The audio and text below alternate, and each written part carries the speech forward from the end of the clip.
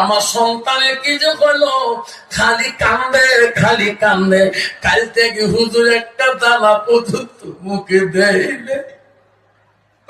ওগো নবী, আপনি বিশ্ব নবী, রহমাতুল লিল আলামিন, আপনার ঝাড়া ফুঁকে যদি আমার বাচ্চাটা আরাম হয়, একটু আমার বাড়ি দিকে যাবেন কি? রাসূলুল্লাহ বলো, মা আমি কথা দিলাম, মা আমি সন্ধ্যার সময় আমি ঈশান নামাজের আগে তোমার বাড়িতে চলে যাব। জোরে কোন সুবহানাল্লাহ।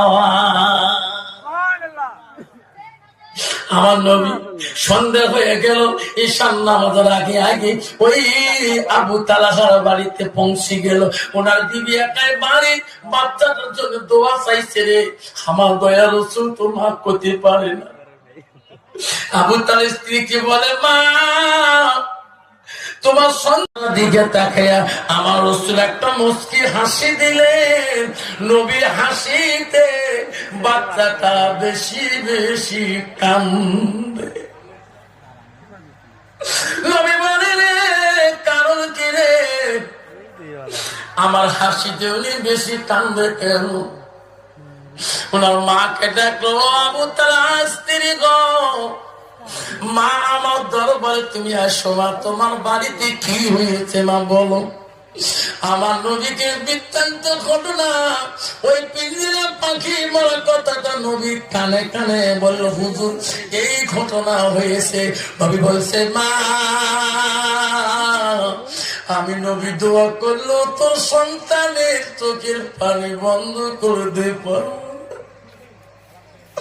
মা তোর সন্তানের মৃত্যুর শোক হচ্ছে, মা এই মৃত্যুর শোক আমি নবীও বন্ধ করতে পারবো। নবীজি চলে গেলেন। আবু তালহার স্ত্রী কান্দে, আল্লাহ আমার স্বামী বাড়িতে নেই, আল্লাহ যাবার কালে বলে গেছে, বিবি রে আমার সন্তান যাতে কষ্ট না পায়, আমার সন্তান যাতে দুঃখ না পায়, আমি 3 দিনের ভিতরে আসতেছি। আবু তালহার বিবি 2 দিন চলে গেল, একটা দানা পর্যন্ত সন্তান খেল না।